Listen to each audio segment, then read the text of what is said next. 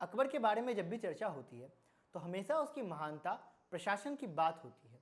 लेकिन अकबर के दौर में ही लिखी गई एक किताब बताती है कि उसकी विलासिता के किस्से भी कम नहीं है। मुगल बादशाह अकबर मथुरा के नज़दीक के जंगलों में हिरण के शिकार का लुत्फ उठा रहा था। इस दौरान उसे सूचना मिली कि दिल्ली में कुछ उपद्रव हो गया है। अपने लाव लश्कर के साथ वह निकल पड़ा दिल्ली की ओर। बीच में उसने आगरा में भी कुछ दिन बिताए। यहीं पर अकबर को पहली बार एक ख्याल आया। ख्याल की शादी के जरिए दिल्ली और आगरा के रईसों को जोड़ लिया जाए। उसने इस मसले पर आगरा के सरदार शेख बादाह से भी चर्चा की। तब शादियों के माध्यम से कूटनीतिक राजनीतिक संबंध बनाना आम था। सरदार बादाह को भी अकबर का यह इरादा जच गया। उसके बाद बादशाह ने कव्वालों और हिजड़ों को बुलाया। कव्वाल वे होते थे जो लड़कियों के पिता के पास शादी का पैगाम लेकर जाते थे। वहीं हिजड़ों को शहर के रईसों के हरम में उनकी बेटियों को चुनने के लिए भेजा। उन्हें देखना था कि क्या आगरा के सरदारों की बेटियों में कोई शाही हरम के लायक भी है या नहीं। यह फरमान आम हुआ और शहर में आतंक का माहौल पैदा हो गया। शहर के रईस अमीर उमराव पर यह खबर कहर की तरह टूटी। लेकिन बादशाह के इरादे को कोई कैसे चुनौती दे सकता था। बादशाह की मर्जी के आगे किसी की क्या चलती। इन्हीं दिनों के लिए सुबह शहर पर लौटते हुए अकबर की निगाह पड़ी आगरा के सरदार शेख बादाह के बेटे अब उल वाशी की निहायती खूबसूरती बीवी पर। वो उससे निकाह के लिए बेचैन हो उठा। अकबर ने शेख के पास इस निकाह के लिए पैगाम भेजा। शेख और उसके बेटे पर तो जैसे आकाश ही टूट पड़ा।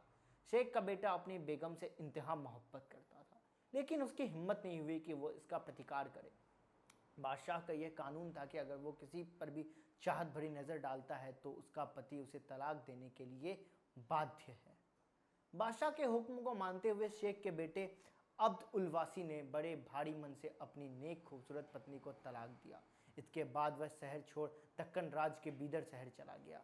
उसकी नेक पत्नी शाही हरम के लिए हमेशा गुम हो गई। मुगल बादशाहों के अय्याशियों के तमाम किस्से हैं, लेकिन आम तौर पर अकबर के बारे में जब भी बात की जाती है तो बात होती है उसकी महानता, उसकी सैन्य क्षमता, उसकी बुद्धि कौशल की, उसके राजनीतिक, सांस्कृतिक और आर्थिक प्रभुत्व की। महान शासकों में गिनती होती है उसकी।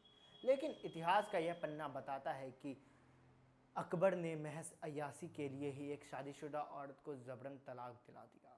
इस वाक्य का जिक्र अकबर के समकालीन इतिहासकार अब्दुल कादिर बयादुनी ने अपनी किताब मुक्तब उल तवरीक में किया है।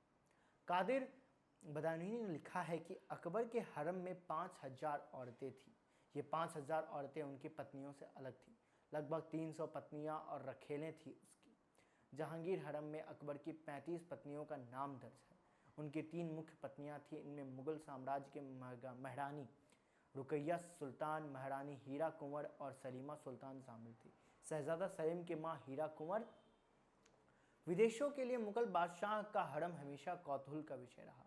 बनियर, मनूरची और थॉमस रो, इन सभी ने अपने वृत्तांताओं में मुगल के हरम के बारे में दिलचस्प जानकारियां लिखी हैं।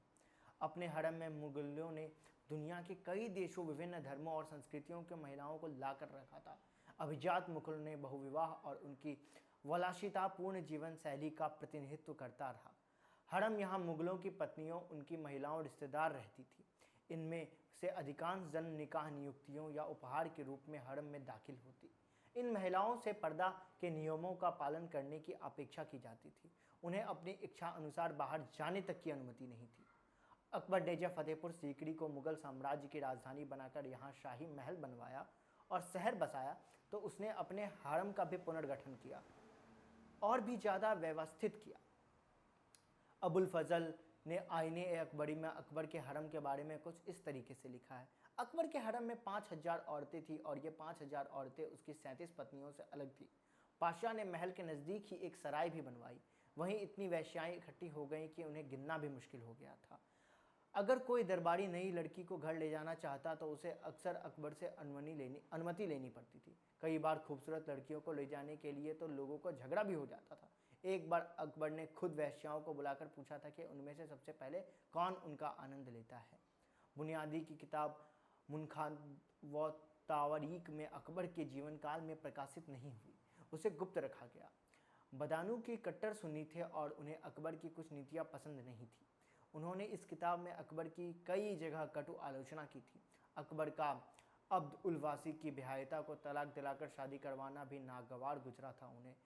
बदानी हिंदुस्तान के मुगल साम्राज्य में रहने वाले पहले मुफ्ती, इतिहासकार और अनुवादक थे। उन्होंने पहली बार रामायण और महाभारत का फारसी में अनुवाद किया था। ये थी हमारी खास खबर अकबर को लेकर, जिसमें हम अकबर की आपकी अय्यासी के किस्से सुनाए। ऐसी तमाम ऐसी बड़ी खबरों के लिए देखते रहें WCG न्यूज़। लाइक करें, कमेंट करें, हाँ सब्सक्राइब करना ना भूलें।